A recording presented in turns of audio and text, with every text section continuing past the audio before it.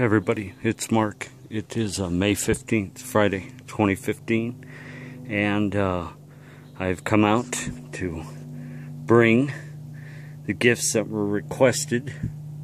I got a dozen corn in the white sack. I just haven't figured out where to put it. Now, I had everybody that had been read the note that I had posted on Facebook yesterday. As the story goes, I had originally decided to cross the river and take it to that one structure that I pointed out, which I call the Viking Pyre. It looks like a crib, although there was some confusion on that, on exactly where I should bring this, and weighed it out today. So I changed my mind and I decided to come back to this cave here, because this is where I was last visit out when the lightning struck and the storm. So anyways, for everybody that doesn't know the story, I met a woman on Facebook, a friend. She's a new friend. She's a photojournalist, and she's traveled around the world. I actually didn't meet her through a Bigfoot group. I met her through associating with the Facebook page from my friend Robert Young Pelton, who is actually a war reporter, a very famous war reporter and photojournalist, for many of you that know who Robert Pelton is. And I met her through him. We don't discuss Bigfoot on his page. Most of his stuff is a lot of other photojournalists and journalists that have traveled around the world to different hot zones and do their thing. We talk a lot about international politics, war, peace, all that type stuff on his page, because it's more what they're geared to. But Sandy is what I'll call her. She found her way to me. She spent a lot of time in Tibet, and so the whole stories of the Yeti and everything up there really intrigued her. So that's how she found her way to me. And she's been following me and some other people in the Bigfoot community as we do our thing. And she's a psychic, a medium. And so she offered to help me try and communicate with the big guy. I call him Brutus, to see if we could establish some sort of communication. Now, in the note that I wrote on Facebook, I'm not going to go all into it right now, but everyone that read that, there was a lot of construed and confusing information that went on in the discussion that we had in that psychic reading that she did. He was probably in a lucid state of sleep, because the reading that she did happened in the day. So he was either napping or sleeping, or in just a lucid state of mind, that she was able to tap into his his subconscious and communicate with him. Now, I know everybody doesn't believe that, and some people are going to laugh at it or mock at it, and that's fine. That's okay. I mean, it's one of those things. The whole thing about Bigfoot research is experimenting and trying different things. And I had an opportunity to work with this lady. She offered her assistance, and we'll see what comes of it. So anyways, back to this. The big guy requested that I bring him a whole bunch of corn in a white cloth so that he could make a sack and carry it. And the only problem I had is that I wasn't sure where he wanted me to leave it. So, after a week of deciding what I wanted to do, I decided to come back to this cave, which is where I have been, where I believe that behind that rock, there's something down there, because we get back to this wood stacked here. He had actually, in the reading, in the psychic reading, was talking about stacked wood. But so many structures, he's stacked wood in different areas, and built structures, dens, and so forth. I didn't really have a good idea where. So you know, I had her communicate to him that when I got here I would call. So when I started climbing up the mountain, I was calling pretty loud. And I got a call back from the other side of the river. The only reason I decided against crossing the other side of the river today is because the storms are moving in again today. And they're getting here fast. So I may get rained on again. So I didn't want to leave it like hanging from a tree where it would get soaked. Even though it's good corn on the cob with the, you know, with the stalk still on it and so forth. I figured that this would be my best idea to gift it. So I'm going to tuck it up in here. And hopefully, you know, I'm going to hang out here for a while today. So hopefully something happens. I didn't, you know, it's like I said on Facebook, I didn't expect a lot to happen. I mean, just because, you know, she was able to communicate with him, you know, because he was probably napping, lightly asleep in that lucid state, doesn't mean that he's just up and ready to come out here and meet with me and take my corn, shake my hand, give me a dead rabbit or whatever. But you know, it's something that I wanted to test out and see. There was a lot of information that he talked about, and in that, like I said, not everyone's a believer in people's psychic ability, and that's okay. My research isn't about trying to prove that or disprove psychic ability to anybody.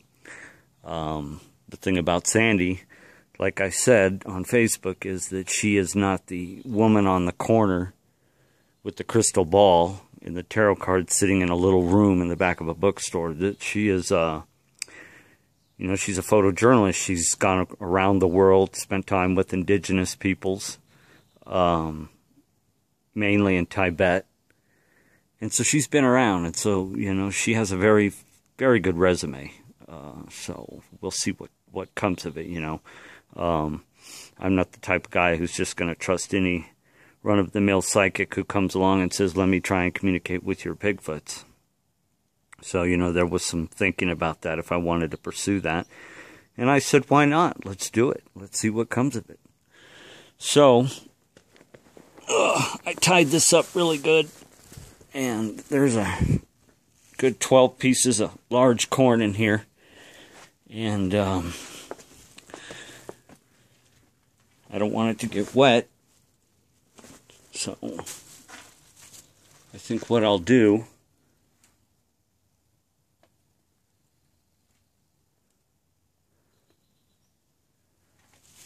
is I'm going to set it right up in here, just like that. He'll find it. The thing about Bigfoots is they're going to know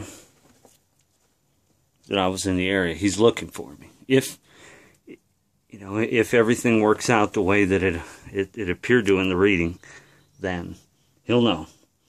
The thing of it is, though, like I said, is he kept pointing to her. He kept showing. I've never really went back up in here, you know that?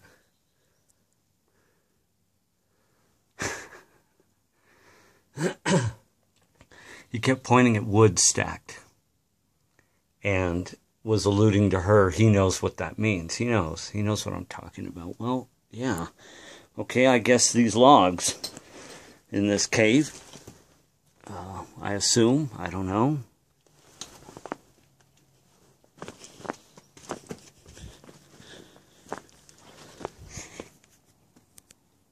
So I hope he, you know, we're going to be out here today. In the meantime, you know, because like I said, I didn't expect him to just show up. Say, okay, here I am. This is what you wanted. So in the meantime, I'm going to, you know, continue to look around, scope the area, check for some prints, and we'll check a couple of other areas out. Whoa, check a couple other areas out today and see what's up. But at least the corn in the sack, it's wrapped up really nice. That's some good thick cloth.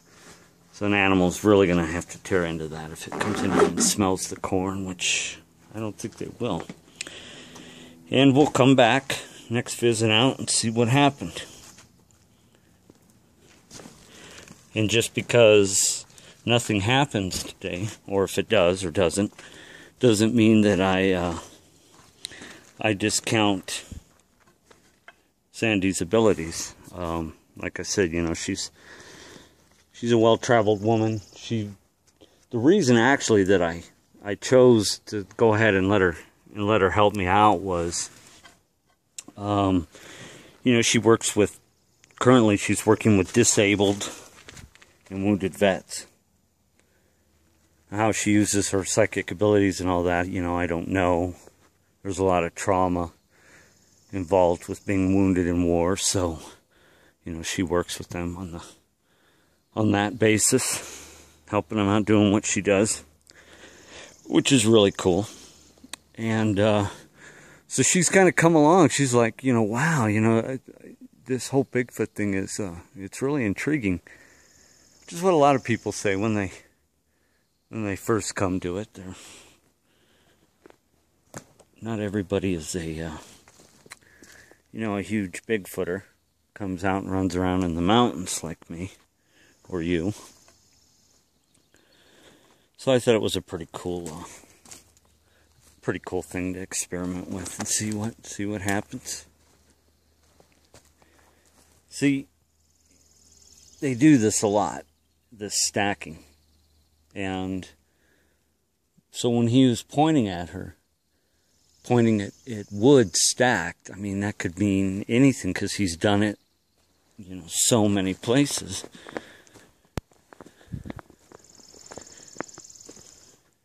He called her unusual woman, probably because she invaded his sleep or his lucidness. And she thought that was kind of funny. She was like, I've never been called that before.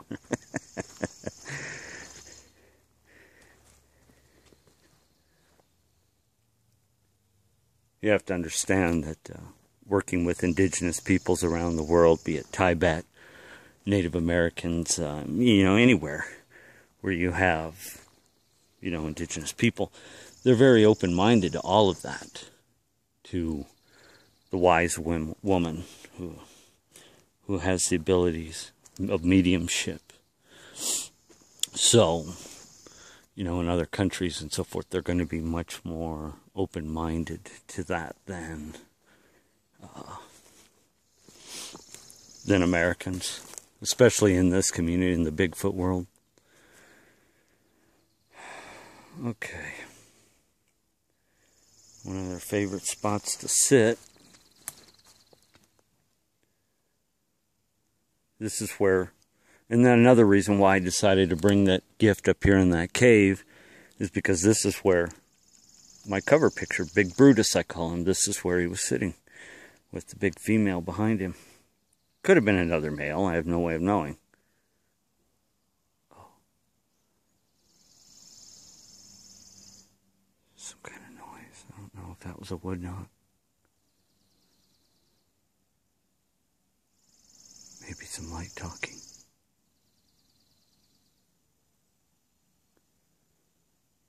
So, for the rest of this segment, this is what we're going to do. We're just going to kill the talking. I've said what I've had to say, and we're just going to scoop the area out. Now, something that I normally don't like to call them out, but I told her to tell him that I was going to when I got here, so that they know where I'm at. So you'll probably hear me do a female type call now and then.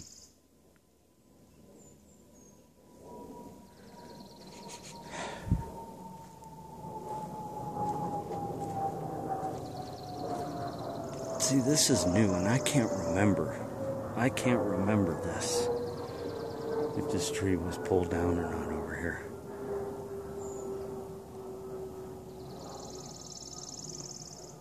See that piece right there? came from way up there. They broke it real high. It fell right there.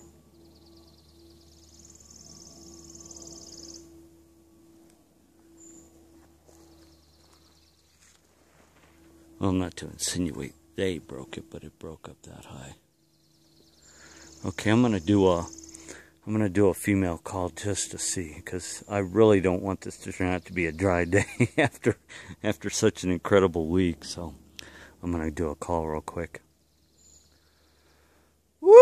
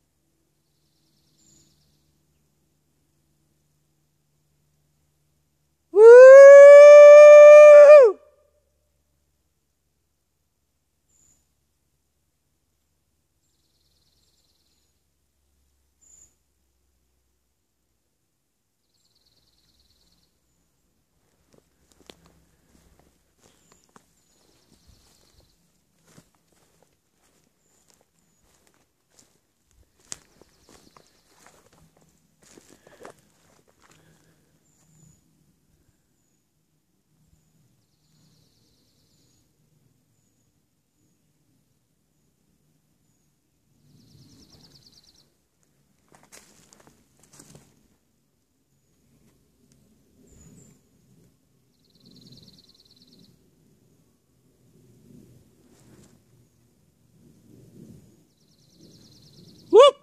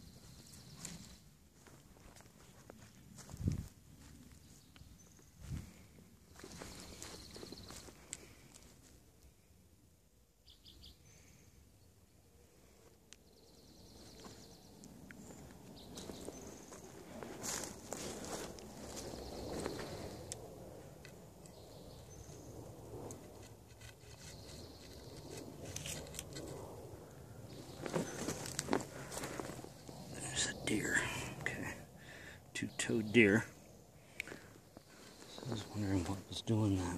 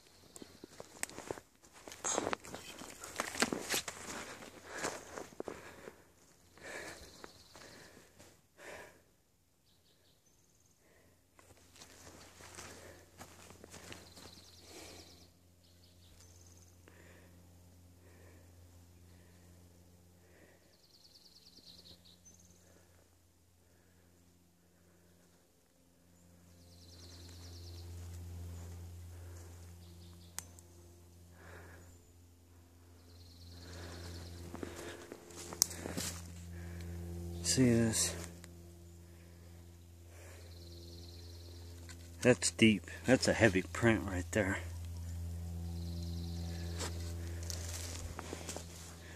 This is an old tree break here, but this is new. As you can see, this is fresh. One, two, and look at that right there, animal fur. Here's some fur.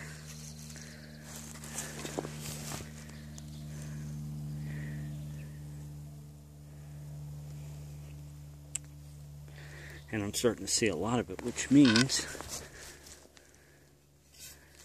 see whatever stepped here, there's more fur mixed in these pine needles here. This footprint right here. Which means I might find some animal kill.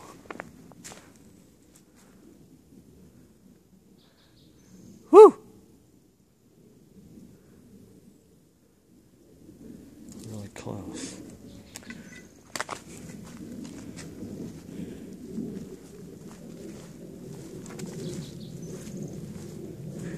Ground's all torn up over here. And look at that. Scat.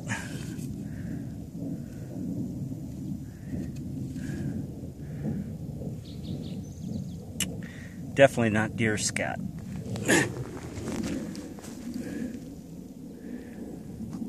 Because again, deer pellet. I don't see pellets. Of course, there is a lot of pine needles, but something's been going on over here. As you can see, we've got some hair right underneath this blind here. Ground's all torn up. See here again.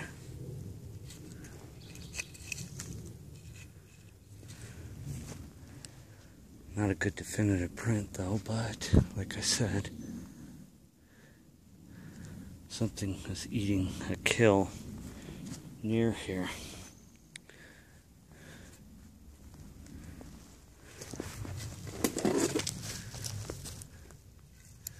Heel step.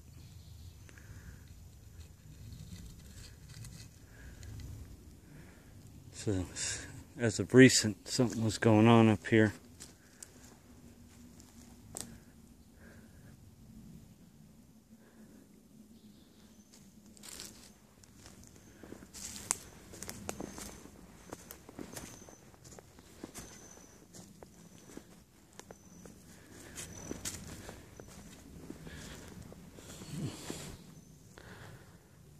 Okay. Anyway, so let's see how much time I got. 23:47. We're going to start moving up along here. Get back in there for the next segment. So that should do it for this segment. Kind of boring. Like I said, I wasn't expecting a whole lot of grandiose action, but we'll keep doing what we're doing. And we've got some scat and some animal fur over here underneath this tree break blind. So the rest of the day looks promising. So we're gonna kill this segment for May 15th, and I'll recharge my batteries with my juicer, and we'll start again. Hopefully something comes up. So that'll be it for this segment.